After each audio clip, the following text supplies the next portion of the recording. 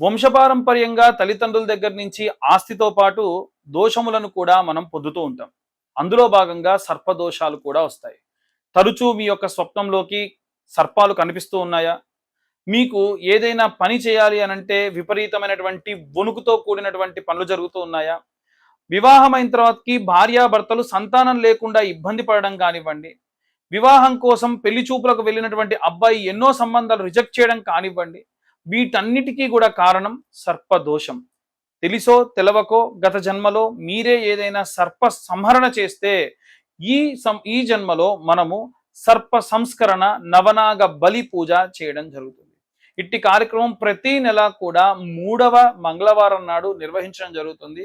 ఆసక్తి కలవారు ఎవరైనా సరే కింద ఉన్న నెంబర్కు కాంటాక్ట్ చేసి అనంత వాసుకి శేష పద్మనాభంచ కంబలం శంఖపాల ధృతారాష్ట్రం తక్షకం కాళీయం తదా ఈ నవనాగులకి కూడా విశేష సంస్కరణ పూజ నిర్వహించడం జరుగుతుంది.